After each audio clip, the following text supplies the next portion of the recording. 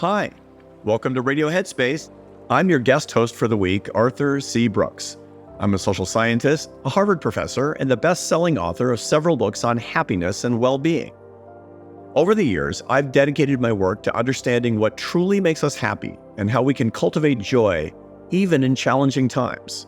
And a crucial aspect of this is post-election blues.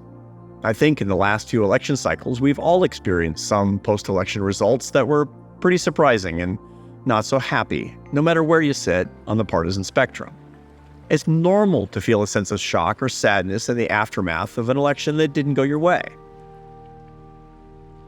Over the past 20 years, there's been a big increase in the intensity of how elections affect people psychologically, and there's a lot of reasons for that. We're not just delicate flowers, we're bombarded. There's all sorts of ways for media, traditional media and social media and politicians and companies to inject messages into your consciousness. One of the things that we've started to identify in the mental health profession is something called post-election stress disorder. This is when there's a lot of attention to an election. It feels like the stakes are really high and then it doesn't go your way. It's a new designation. Believe it or not, there are people who are specializing in treating post-election stress disorder with all sorts of traditional and non-traditional therapies. Now, if you don't believe that it's a real problem for your happiness, there's a pretty interesting study that went back to the 2012 presidential election between President Barack Obama and his challenger, Mitt Romney. That might seem like a small election by today's standards, but it was a pretty big deal to a lot of people. And what they found is that people for whom the election went in the wrong way, 60% the day before the election said that they were happy. The day after, 30% said that they were happy. You might be thinking, okay, but the winners, they win a lot. And so it kind of balances out at a societal level. Not so much. It turns out that the people who won, or the people whose side won in 2012, the Obama voters, they weren't happier after the election than they were the day before the election. So what we have is kind of a net loss with these elections, and we're likely to see the same kind of thing today. We need to take care of our happiness because a lot of people are going to be experiencing a lot of post-election blues. So how do you deal with that? I have 5 recommendations that are tested by science to make the day after an election that didn't go your way better. Number 1, one of the things that human beings are uniquely capable of doing, it's an incredible cognitive feat, is counterfactual reasoning. It's a kind of rumination where we imagine the past being different and thinking about how the present would be different as a result. We're able to do this so that we can look back on mistakes that we've made. Part of the reason is because we learn a lot from regret. When we counterfactually think about a different past and think about a new present and a better future, what we're doing is we're learning, we're updating, so we don't make mistakes again. The trouble is that we use that for things that weren't our decisions. So if you have post-election blues, almost certainly part of what will be propelling those blues is you're thinking to the election and imagining if Arizona had gone a different way and Wisconsin had gone a different way or whatever. Don't do that because counterfactual reasoning serves no purpose. When you find yourself doing that, interrupt the process by saying, I listened to that lesson on Headspace. I shouldn't be counterfactually ruminating right now, and you will stop. Practice number 2, don't personalize the loss. I like sports like a lot of people, and I have my favorite teams. My favorite soccer team is Barcelona, Barca. I lived in Barcelona for years and years and years. As a matter of fact, for the past 35 years, I've lived there on and off, and I never miss a game. I get those weird cable channels and streamers that are so hard to get so I can watch every Barca game, and I find myself saying, we won. Well, who's the we? I don't play for Barca. I'm a professor. I don't know how to play soccer. But when I say that, it's because I like to personalize the wins. And I sometimes personalize the losses as well. And that's just good, clean fun when it comes to sports. It's not fun and it's not healthy or good when you do it with respect to politics. I realize that you have opinions. That's normal. That's fine. That's good. But when your candidate loses, you didn't lose. No. And the whole country didn't lose either.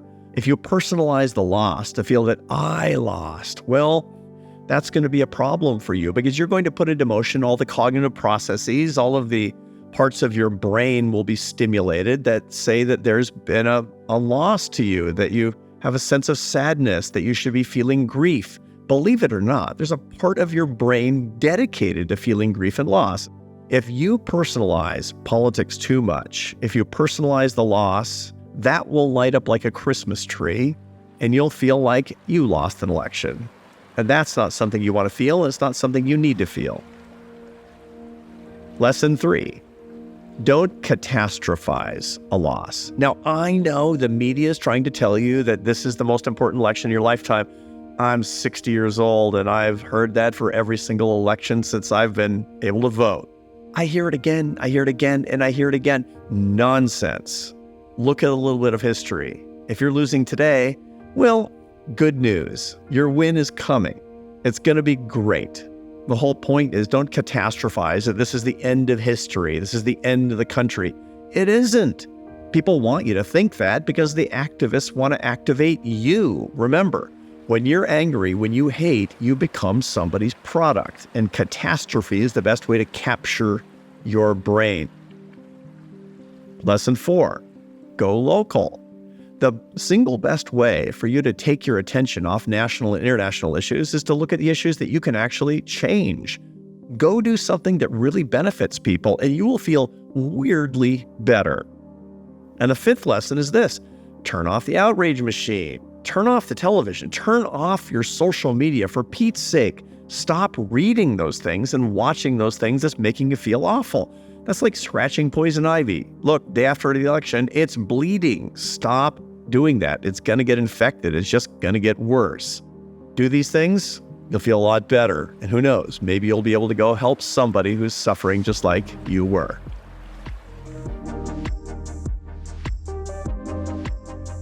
In a world that often feels chaotic and divided, finding a sense of purpose can be a powerful source of happiness. People often ask, what is happiness? And I say it's not a feeling, and I tell them all the things that it's not. They say, no, professor, tell me what it is. So here's happiness. It's a combination of enjoyment and satisfaction and meaning. They say, okay, great. I get enjoyment and I understand satisfaction. What's meaning? And I say, There's a large body of literature on that from scientists, neuroscientists, social psychologists, economists, especially philosophers, and they all agree. Meaning has 3 parts as well. Coherence, why things happen the way they do. Significance, why your life matters. And most importantly, purpose. Purpose is the set of goals and direction in your life. Purpose is one of the linchpins to living the happiest life. There's one way that will reliably bring you more meaning through this channel of purpose in your life. Now, you might think it's to go sit in the mouth of a cave in the Himalayas and consult with a guru. Great, if that's your thing. But, you might not have time to do that or even know where to look. I have an easier way to do that. Go serve others. Go help other people. Why? Because you'll be getting the attention off yourself and you'll be able to make progress in your life in a way that's not so intensely self-obsessed.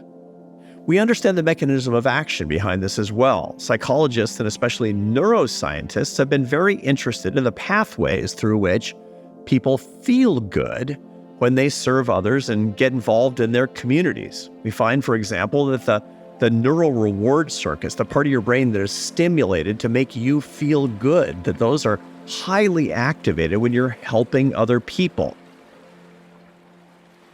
One of the things that I studied as a scholar much earlier in my career, as a matter of fact, I wrote my doctoral dissertation on the topic of charitable giving and how it helped people.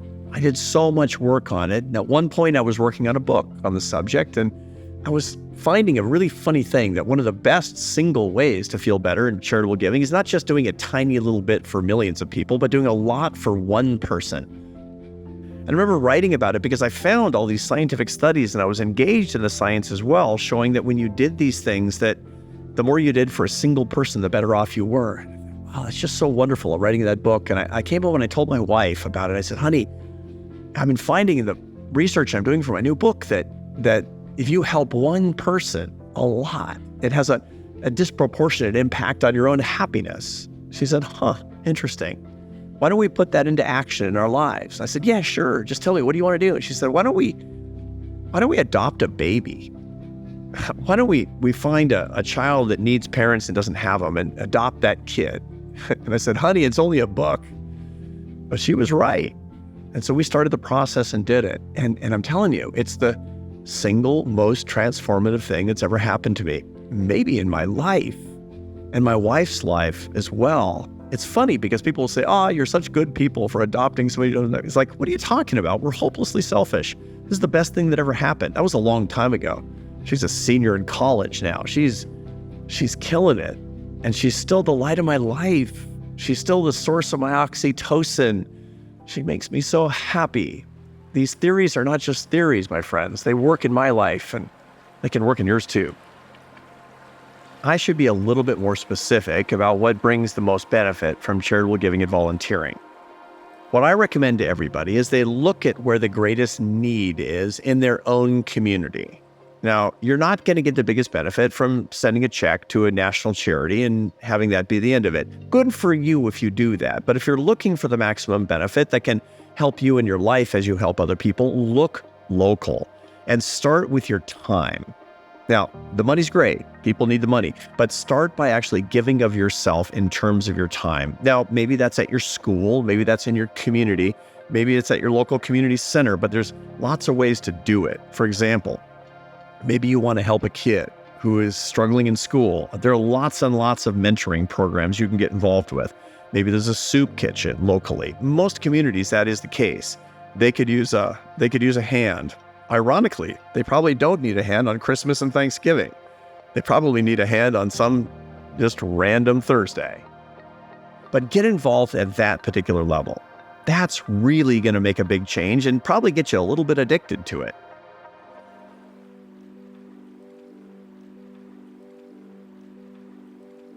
So today, as we wrap things up, I want to talk about something crucial, building a life of meaning that goes beyond politics. Yes, there is life beyond politics, a life of real happiness and fulfillment. It's the most important thing that you can do for yourself and for others. I want to talk about how you can take control of your life in a way that builds meaning, not politically. Builds meaning beyond politics. Now, to do that, I have to start by talking about what meaning, means. Meaning has three parts to it. We call them coherence, purpose, and significance. Coherence is, why do things happen the way they do? Purpose is, what are the goals and direction in my life? And significance is, why does my life matter? Or what matters in my life?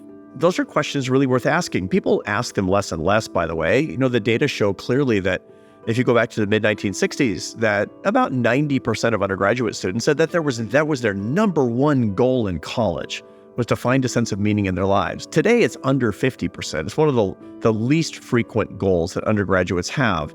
They also are more likely to say, undergraduates, young adults in general, that their life doesn't have a sense of meaning to it. So how sad that life doesn't have a sense of meaning, which means that happiness can be elusive or even unavailable, and people aren't even looking because they don't know where to look. That's what I want to talk about here, because one of the biggest mistakes that we can make in the search for meaning is trying to find it in politics. Remember the three dimensions. The three dimensions are coherence, purpose, and significance. Why things happen, what are my goals, and what matters in my life. Think about it this way. Why do things happen the way they do? Do you know? Do you have a theory of it?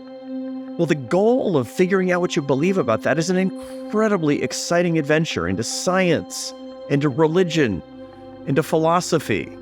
Think about all these things that can occupy your intellect outside of politics. And there's so many resources, so many more resources now than there were 20 years ago. Dedicate yourself to learning more.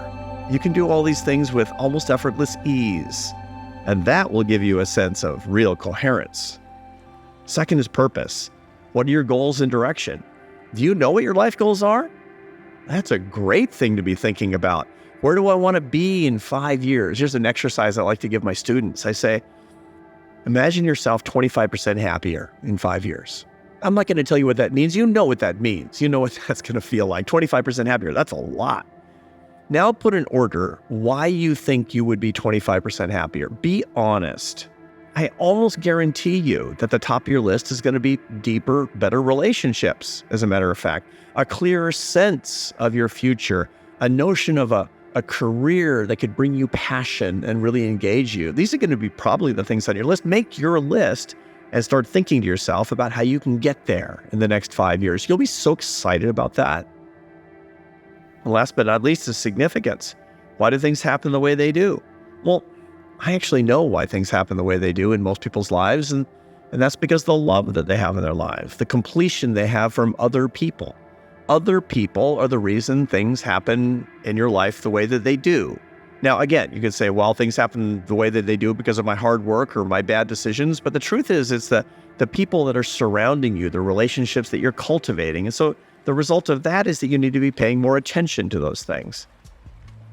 Here's a very practical question that I get a lot from my students, but a lot from my age too. I'm going home for Thanksgiving. Oh man, it's going to be so tough. Aunt Marge is going to be there. What's wrong with Aunt Marge? Aunt Marge, the politics.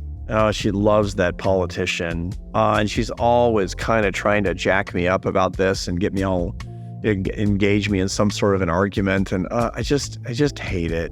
I don't know what to do. What do I do? Here's what you do, folks. Here's how you make it work.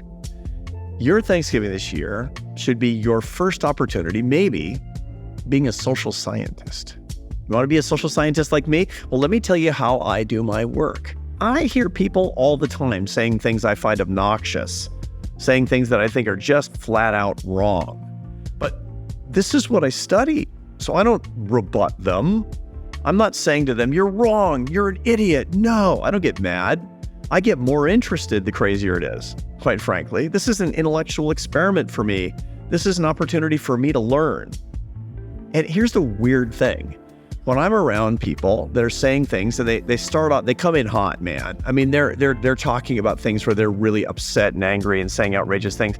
And I say, tell me more. And I actively listen. So you think this, and that. Really? Wow. Tell me more. The more I listen, the softer they get. The more that they realize I'm not the enemy. Now this is no guarantee. But what I'm saying is basically this. If you're worried about how you're going to be interacting with somebody at the Thanksgiving table this year or at any place where you're interacting with people with whom you might disagree, even violently, treat it as a scholarly experiment and you're learning. And that means listening to other people, listening to learn. If you do that, you're going to have a fundamentally different experience. And guess what? So will the person you're talking to. They'll probably come away from the conversation saying, I never realized that she was such a reasonable person. Consider that your Thanksgiving gift to somebody that you're related to and with whom you probably don't agree. That's it for me today. Thanks so much for listening. Do you want to learn the science-backed insights that are the real keys to a life of meaning, purpose, and ultimately happiness? Go to scienceofhappier.com. That's all one word, scienceofhappier.com, and use the code Headspace for an exclusive discount. For even more of my insights, visit arthurbrooks.com. And if you find yourself struggling with election anxiety, check out the How to Stop Worrying About Politics meditation on the Headspace app. It offers practical exercises to help you navigate this stressful time with ease. I'll see you back here soon.